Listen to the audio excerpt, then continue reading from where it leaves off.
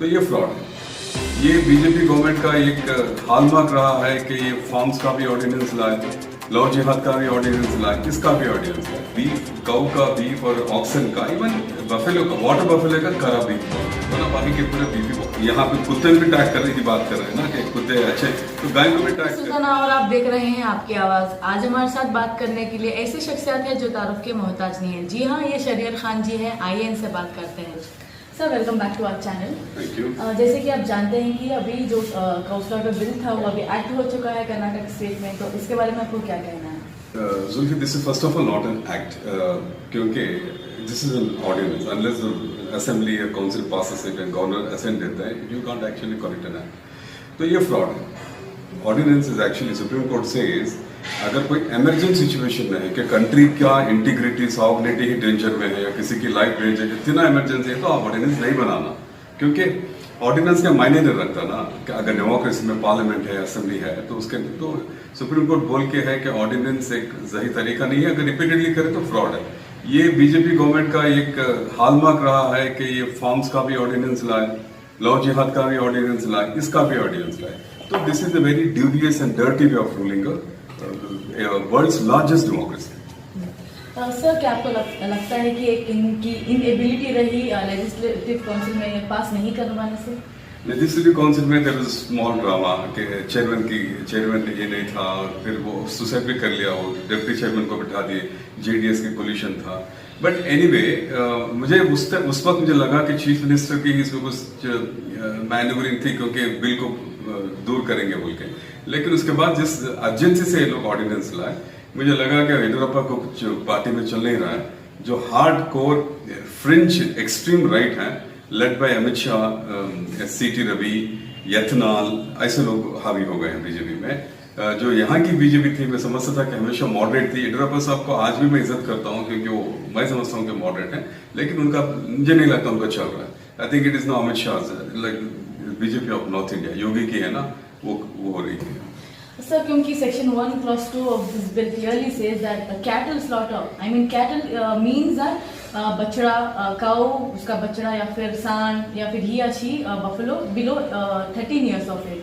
तो इसको क्या लगता है आपको, क्या इसकी वजह से फार्मर्स के ऊपर कोई इफेक्ट रहेगा या फिर कोई बिजनेसेस पे इफेक्ट होगा? क्योंकि क्लियरली कहा गया है minister of law of ministry से कि नहीं, ये बीफ बैन बिल्कुल भी नहीं है। इसके बारे में आपको क्या कहना है? आप कह रहे हैं कि कौ को अब नहीं खाना चाहिए, इवन आफ्टर 13-14 years। 64 क्या कहती थी, after 13 years you can consume beef. Okay, आप बोल रहे हैं तो उसका मतलब क्या है? बीफ, कौ का बीफ और ऑक्सन का, इवन बफेलो का, वाटर बफेलो का करा बीफ बोलते हैं, वरना बाकी के पूरे बीफी बोलते हैं। This is definitely a beef ban, because predominantly Muslims in South India, they eat more of cow beef, clarity के लिए बोल रहा हूँ, rather than the buffalo beef। तो apart from that, आप मुझे पूछ रहे थे कि इसका impact कम्युनल कम होगा, economic disaster हो जाएगा, because farmers will suffer, India's economy trade effect हो जाएगा, इनका जो livelihood profession नहीं, लाइवलीहुड इफेक्ट हो जाएगा। So many people, Qureshi community, farming community क्या करती थी, कहीं क्रॉप्स में मुझ नीचे ऊपर हुआ तो वो लोग है ना गाय भैंस बेच के जीना करते थे। अब वो सब खत्म हो जाएगा। एंड जब गाय बूढ़ी हो जाएगी, उनको जरूर पालना ही पड़ेगा, रोड पे नहीं छोड़ सकते, माँ है ना, तो वो प्रॉब्लम है। रोड पे छोड़ेंगे तो उसके भी लिए फाइन लाएंगे।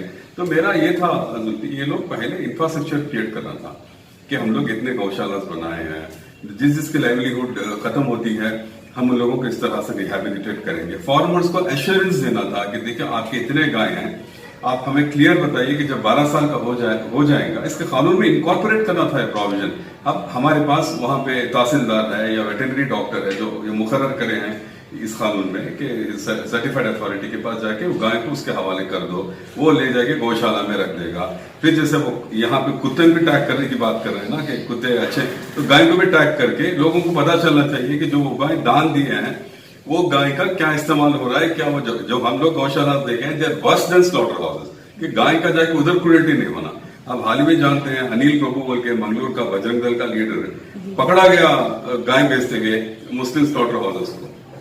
सर क्या आपको लगता है कि अभी ईद भी आने वाली है, बकरीद आएगी, तो इस पे कैसा इफेक्ट पड़ेगा सर? देखिए, मैं इसका आपको एक टेक्निकल लीगल पॉइंट बोलूंगा।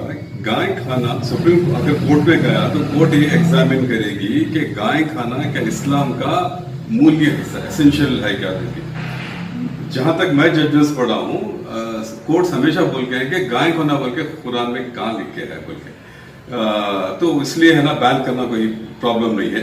एसेंशियल होता अगर अल्लाह ताला कुरान में बोल देते हैं तब हम लोग कुछ नहीं कर सकते, क्योंकि it is a religious obligation. Now there is no Article 50 at 25, 26 and 15 being violated बोल के कोर्ट्स बोल के हैं।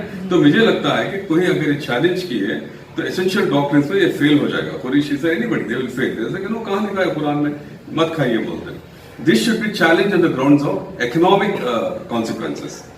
एंड दूसरा काउंटर ये है कि मैं काउंटर ये एक फूड फॉर थॉट है जो कोर्ट को जा रहा है कि एसेंशियल डॉक्ट्रिन में अगर इस्लाम में लिखा है कि गाय कहां खाना, तो हिंदूज में भी कहा है कि गाय खुदा है, कि गाय को वर्शिप करना ये भी एसेंशियल नहीं है।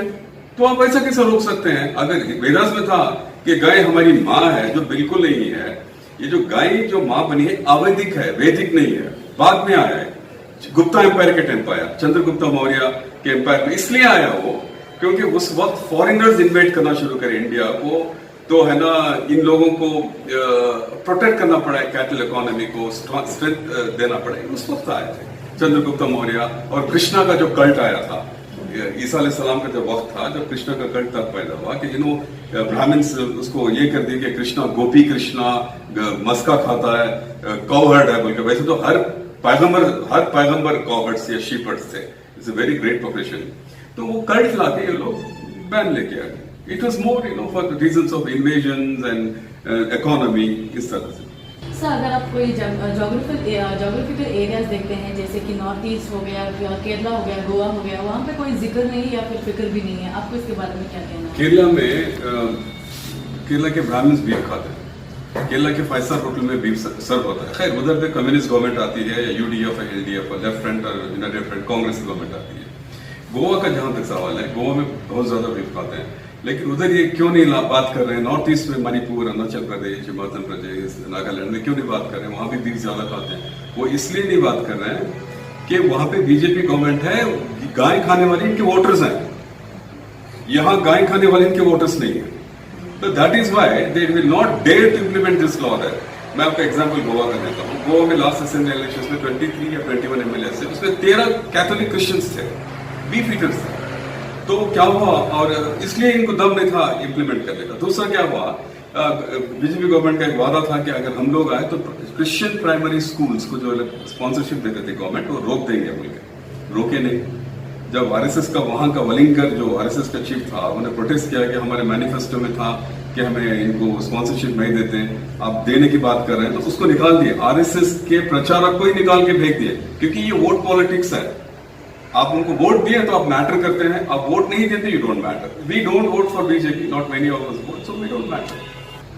सर, क्या आपको नहीं लगता है कि ये आर्टिकल 21 जो हमारा फंडामेंटल राइट है और राइट टू लाइफ है, इसको इफेक्ट करेगा? डेफिनेटली इफेक्ट करेगा। देखिए, कैटल है, cattle is a part of agriculture, and agriculture को सुप्रीम कोर्ट क्या बोल गए, education and agriculture they are not professions, they are livelihood. Livelihood मतलब इट्स लाइफ, तो ये लाइफ गिविंग राइट है। और article 21 you know is absolute right, तो उसको भी डेफिनेटली वायलेट होगा। अब हमारे कुरैशी भाई फार्मर्स इसी ग्राउंड्स पे जाके चैलेंज करना चाहिए कि हमारे लाइफ और इकोनॉमी अफेक्ट हो। That is very important. तो ये थे शरीर खान जी जो अपने ओपिनियन दे रहे थे, और आप लेटेस्ट अपडेट्स के लिए बने रहिए आपकी आवाज़ के साथ। मैं हूँ जुल्फी सुल्तान।